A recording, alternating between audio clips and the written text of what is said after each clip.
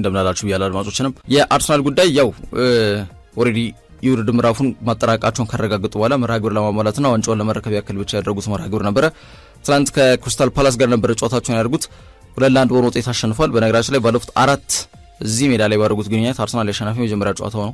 ጠንከር ያለ ሜዳ እና ጠንከር ያለ ተጋጣሚ እንደሆነ ይታወቃል አርሰናል። ትናንትና ግን ኦልሞስት ከሞላ ጎደል እንዳለ በሚባል ደረጃ ተቀያሪ ወንበር ላይ የሚቀመጡ ተጫዋቾችን ቋሚ አድርገው የጀመረው ሚኬል አርቴታ ኢቨን ግብ ጠባቂውን ዴቪድ ራያን አት ሰም ፖይንት በኬፓ አሪዛባላጋም ለመቀየር የተገደደበት አጋጣሚ ተፈጥሯል።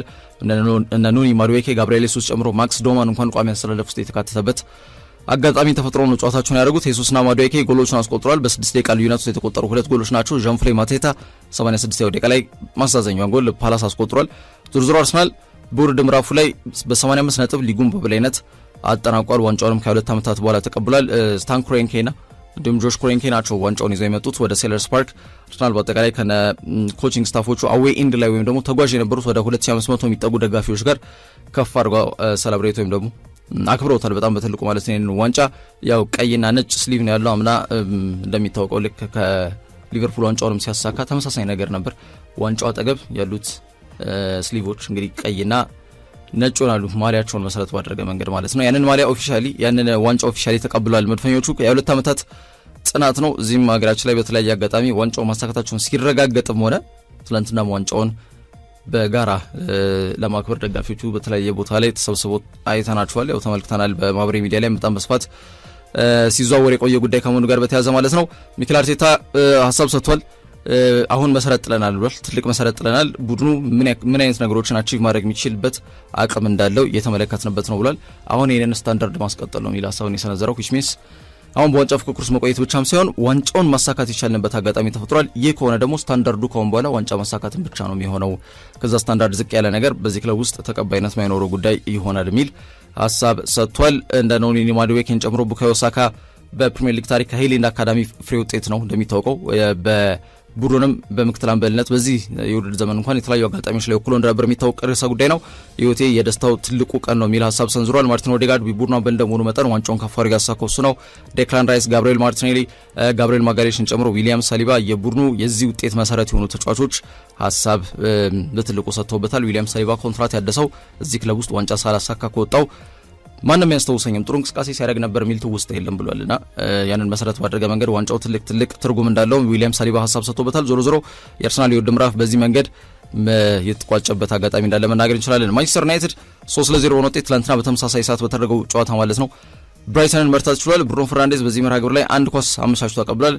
አሁንም የቆመ ኳስ ነው። እንግዲህ ብዙዎች የፒኤፍኤ ግልጽ ነው ፒኤፍኤ አይቀርም፣ ግን የእንግሊዝ ፕሪሚየር ሊግ የዓመቱ ምርጥ ተጫዋች ላይ ዴክላን ራይስ ወይስ እሱ ከሁለቱ የመጨረሻዎቹ ውጮች እንደነበሩ ይታወቃልና ብሩኖ አሲስት ካደረጋቸው ትላንትና 21ኛ ነው እንዳልሹ ሰላም ሪካርዶን ሰብሮታል።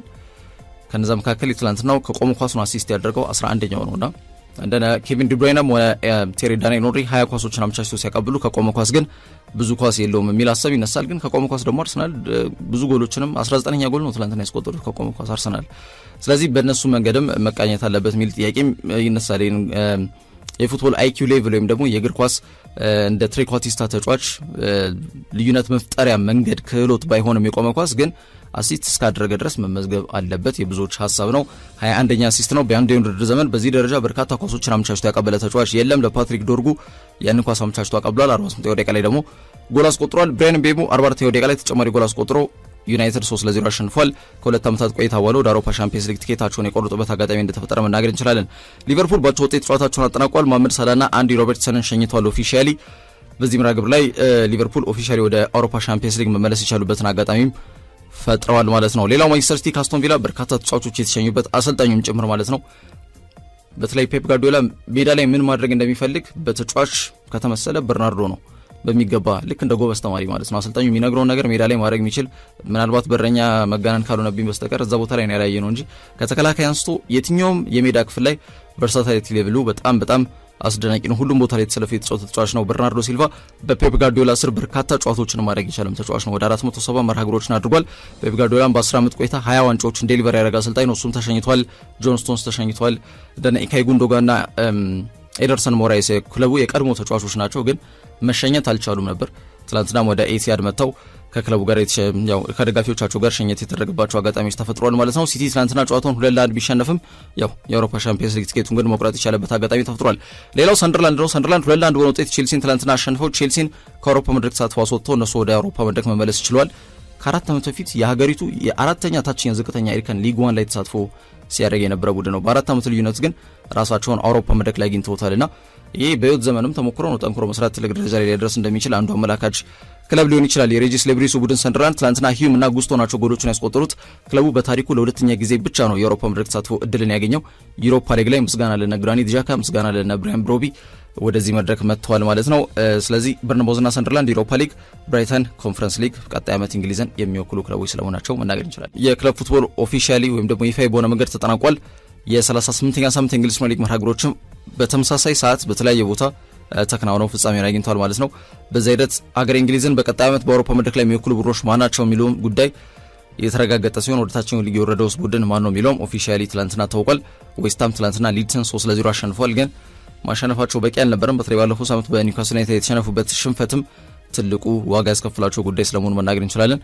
ስለዚህ ከ2011 በኋላ ከ14 ዓመታት በኋላ ዌስትሃም ኦፊሻሊ ከእንግሊዝ ፕሪሚየር ሊግ ወርደዋል ማለት ነው። ግን በእንግሊዝ ፕሪሚየር ሊግ ውስጥ የመቆየት እድላቸው ከፍተኛ የሆኑ ተጫዋቾች አሉ። ለምሳሌ እንደ ማቲያስ ፈርናንዴዝ፣ የቡድኑ አምበል ጄረድ ባውን ጨምሮ የግራ መስመር ተመላላሽ የተከላካይ ስፍራ ተጫዋች የሆነው ማሊክ አልሃጂ ዲዩፍ፣ እነዚህ ተጫዋቾች በተለያየ ክለብ በጣም በጥብቅ ይፈልጋሉ። እነሱ ሊቆዩ ይችላሉ። ዌስትሃም ግን እንደ ክለብ ወርዷል፣ መትረፍ አልቻለም ማለት ነው። ከዛ ውጪ ቶተናም እንዲሁ በጠባብ ውጤት 1-0 ኤቨርተን በማሸነፍ በፕሪሚየር ሊግ የመቆየት እስትንፋሳቸውን አስቀጥሏል። ፓሊኒያ ብቸኛው ጎል ያስቆጠረው ተጫዋቹን 43 ደቂቃ ላይ እውነቱን ለመናገር አቻም ይበቃቸው ነበር ቶተናሞች ግን ጨዋታውን ትላንትና ያሸነፉበት አጋጣሚ እንደተፈጠረ መናገር እንችላለን። የኬፕ ታውን እና የአልባሴቴ የውድድር ምዕራፎች ትላንትና በአትሌቲክስ የውድድር ምዕራፍ ላይ በጣም በትልቁ ተጠባቂ ነበሩ። ደቡብ አፍሪካ ያው ዓመታዊ ኬፕ ታውን ማራቶን ነበር የተከናወነው። በዚህ ሂደት ላይ በሁለቱም ጾታዎች ኢትዮጵያውያን አትሌቶች ድል አስመዝግበውበታል። በወንዶች አትሌት ሁሰዲን መሐመድ ኢሳ በቀዳሚነት ውድድሩን አጠናቋል። የፈጀበት ሰዓት 2 ሰዓት ከ4 ደቂቃ ከ55 ሰከንድ ነው። ይህም ደግሞ ኮርስ ሪከርድ ያደርጓል ወይ ደግሞ የቦታውን ክብረ ወሰን አሻሽሎ እንዲያሸንፍ ግብአት ይሆንለታል። ሌላው ኢትዮጵያ አትሌት ይሁንልኝ አዳነ በ4 ሰከንድ ዘግይቶ 2 ከ4 ከ59 መግባት ሁለተኛ ደረጃን ይዞ አጠናቋል። በሴቶች ምድብ ኢትዮጵያውያን አትሌቶች ከአንደኛ እስከ 3 ያለውን ደረጃ ይዞ አጠናቋል። አትሌት ዴራ ዲዳ በመጨረሻዎቹ ማይሎች ላይ አስደናቂ ጥንካሬን በማሳየት ጭምር 2 ከ23 ከ18 በመግባት አንደኛ ደረጃን ይዛ ስታጠናቅ አትሌት መስታወት ፍቅር 2 ከ23 ከ46 መግባት ሁለተኛ፣ እንዲሁም አትሌት ዋጋነሽ አማረ 2 ከ23 ከ57 መግባት ሶስተኛ ደረጃን ይዞ አጠናቋል። ስለዚህ ከአንደኛ እስከ 3ኛ ኢትዮጵያውያን አትሌቶች ናቸው ይዘው ያጠናቁት። ሀገር የሚወከልበት የውድድር ምዕራፍ አይደለም ግን ያው መንደርደሪያው ኦሎምፒክ ነው እንደሚታወቀው 2028። ስለዚህ እንደዚህ አይነት ጥሩ የሚባሉ የማራቶን ውድድር ምዕራፎች ላይ ጥሩ ውጤት ያስመዘገቡ አትሌት ሁሌም ቢሆን ቅድሚያ ይሰጠዋል። ዋናው ኤሊት ፕላቲኒየም ደረጃ የሚሰጣቸው ነው። በርከን ግን ዝቅ እያለ እንደዚህ አይነት የአንድ ሀገር በጣም ትልቅ የሚባሉ ውድድር ምዕራፍ አሁን በደቡብ አፍሪካ ኬፕ ታውን በጣም በትልቁ የሚጠበቅ የውድድር ምዕራፍ ነው። ዓመታዊ ከመሆኑ ጋር በተያያዘ ሳንላይም ስፖንሰር ያደርጓል። ስለዚህ የውድድር ምዕራፍ ማሳካት በቀላሉ የሚታይ ጉዳይ እንዳልሆነ መናገር ያስፈልጋል ማለት ነው። ውጤቶቹ ሁሌም ቢሆን የአንድን አትሌት የቀጣይ ጉዞ የሚወስኑ ከመሆናቸው ጋር በተያያዘ ማለት ነው። ከዚህ ውጪ ስፔን አልባሴቴ ላይ የተከናወነው የ10 ኪሎ ሜትር የጎዳና ላይ ሩጫ ነበረ። ኪሮስ ሙአዝ ውድድሩን በበላይ ተጠናቋል። በ32 ደቂቃ ከ17 ሰከንድ ፈጣን ሰዓትም ጭምር በማስመዝገብ ነው ውድድሩን በበላይ የተጠናቀው። በዚህ ውድድር ላይ የተሳተፈችው ደግሞ በሂስቶሪ ዘርፍ ላይ ኢትዮጵያ አትሌት ነቀሽ ገዱማ በ33 ደቂቃ ከ7 ሰከንድ በመግባት 3 ደረጃን ይዛ እንዳጠናቀቀች መናገር እንችላለን ማለት ነው። ከዚህ ውጪ የጀርመን ዳይመንድ ሊግ ውድድር በ5000 ሜትር አትሌት አዲሱ ይሁኔ ያሸንፏል። 2026 በቻይና ዳይመንድ ሊግ ሁለተኛ መዳረሻ ከተማ በሆነችው ጀርመን ከተማ ላይ ቻይና ላይ ተደርጎ ነበረ። በ5000 ሜትር አዲሱ ይሁኔ 12:53 በመግባት ውድድሩን በበላይ ተጠናቋል። አትሌት አዲሱ የገባበት ይህ ሰዓት የዓለማችን ፈጣኑ ሰዓት እንዲሁም የውድድሩ ክብረ ወሰንም ሆኖ ጭምር ተመዝግቧል። ይህ በጣም ትልቅ ምዕራፍ ነው። ሌላው ኢትዮጵያ አትሌት ቢኒያም መሐሪም ያው በብዙ ይጠበቃል። ኦሎምፒክ ላይም ፓሪስ ላይ ወክሎ እንደነበር ይታወቃል። ተስፋ ካላቸው በሚድል ዲስታንስ ርቀት ላይ ከተገኙ ደግሞ ጥሩ ከሚባሉ አትሌቶች መካከል አንዱ ነው። ቢኒያም 12 ደቂቃ 58 ሰከንድ በመግባት 3 ደረጃን ይዞ አጠናቋል። በሴቶች 1500 ሜትር ላይ ብርቅ ያየለውም 3 57 ከ79 በመግባት 2 ደረጃን ይዛ ያጠናቀችበት አጋጣሚ ተፈጥሯል። ባሳለፍነው ሳምንት ሻንጋይ ላይ ነበረ ዳይመንድ ሊጉ። በዚህኛው ሳምንት ደግሞ ዣመን ከተማ ላይ ይሆናል። ሶስተኛው ከተማ የት ይሆናል የሚጠበቅ ነው። በእርግጠኛነት ወደ አውሮፓ ከተማ የሚሄድበት አጋጣሚ በጣም ከፍተኛ ነው ማለት ነውና በዚህ ባሳለፍነው የሻንጋይ የውድድር ምዕራፍ ላይ አትሌት ብርቅ ያየለው ማሸነፏ የሚታወቅ ርዕሰ ጉዳይ ነው። አትሌት ሳሮን በርሄ 4 ደቂቃ ከ32 ማይክሮ ሰከንድ በመግባት 6ኛ በዚሁ በ1500 ሜትር ርቀት ላይ ማለት ነው። እንዲሁም አትሌት ወርቅነሽ መሰለ 4 ከ7 ከ53 በመግባት 15ኛ ደረጃን በመያዝ አጠናቋል። 15ኛም 6ኛም ልዩነቱ ያው ነጥብ ነው። 6ኛ ለወጣው ጥሩ ነጥብ ያገኛል። 15ኛው ነው ትንሽ ነጥብ ያገኛል እንጂ ያው ነጥብ አኪሙሌት የሚያደርጉበት ነው ሁሉም ከተማ ላይ። እዛ መጨረሻ ላይ ነው ትልቁ ለዳይመንድ ራሱ ዳይመንድ ለማግኘት ከፍተኛ ውድድር ምዕራፍ የሚያደርጉት ማለት ነው። በሴቶች 3 ሜትር መሰናክል ውድድር ምዕራፍ ደግሞ የተሳተፉ ኢትዮጵያውያን አትሌቶች ኬና ቱፋ 9 ከ11 ከ36 መግባት 5ኛ፣ አትሌት አለምናት ዋሊያ 9 ከ15 ከ79 8ኛ፣ እንዲሁም አትሌት ፍሬው ለገሰ 9 ከ16 ወይም 9 ደቂቃ ከ16 ሰከንድ ከ83 ማይክሮ ሰከንድ መግባት 9ኛ ደረጃን ይዘው አጠናቀውበታል። በ3 ሜትር መሰናክል ውድድር ምዕራፍ ኢትዮጵያውያን አትሌቶች ዳይመንድ ሊግ ላይ ምን ውጤት ነበራቸው የሚለውን ጉዳይ ለማስታወስ እያክል ነው። ከዛ ውጪ የኢትዮጵያ የ17 ዓመት በታች ሴቶች ብሔራዊ ቡድን ትላንትና ጨዋታውን አድርጎ ነበረ። የዓለም ዋንጫ ማጣሪያ መርሃ ግብር ነው ከቡሩንዲ አቻው ጋር ማለት ነው። ጨዋታውን አሸንፏል 2-1 አበበ ቢቂላ ስቴዲየም ላይ የተደረገ የውድድር ምዕራፍ ነው። እንግዲህ ኢትዮጵያ 2-1 በሆነ ውጤት ጨዋታ ስታሸንፍ ሊዲያ ኢያሱ ሁለቱንም ጎሎቿን ማስቆጠር ችላለች። የምሱ ጨዋታ ቡሩንዲ ላይ ከሳምንት በኋላ ይደረጋል። የኢትዮጵያ ከ17 ዓመት በታች ሴቶች ብሔራዊ ቡድን በአሰልጣኝ ራውዳ አሊ ነው የሚመሩት። በጣም ላለፉት ጥቂት ሳምንታት ዝግጅትም ሲያደርጉ መቆየታቸው የሚታወቅ ርዕሰ ጉዳይ ነው። የዓለም ዋንጫ ትልቅ ምዕራፍ ነው እንደሚታወቀው ማለት ነው። ግን የምድብ የመጀመሪያው ወይም ሁለተኛ ሶስተኛ ጨዋታዎችን ካሸነፍን በኋላ የምዕራብ አፍሪካ ወይም ደግሞ የሰሜን አፍሪካ ሀገራትን በምናገኝባቸው አጋጣሚዎች ላይ ጥያቄዎች ወይም ደግሞ ውጤት ጦቶች በጣም በትልቁ ይንጸባረቃሉ። የመጀመሪያዎቹን ምድብ ጨዋታዎች ጎረቤት ሀገር ሱዳን አሸንፈ ነው ወደዚህ የመጣ ነው። ሁለተኛው ዙር ላይ ቡሩንዲን የመጀመሪያውን ዙር አድቫንቴጅ ይዘንበታል። ያንን ውጤት ማስጠበቅ ይቀራል። 2-1 ሰፊ ጎል ልዩነት አይደለም። አንድ ጎል ከተቆጠረም ምናልባት ነገሮች ሊቀለበሱ የሚችሉበት አጋጣሚ ይኖራል። ፕላስ ደግሞ ከሜዳችን ውጪ ነው የምናደርገው። ስለዚህ ጥንቃቄን መሰረት ማድረግ ይኖርበታል። 2-1 ግን ይህን ጨዋታ ያሸነፍንበት አጋጣሚ እንዳለ በጣም በትልቁ ማንሳት እንችላለን።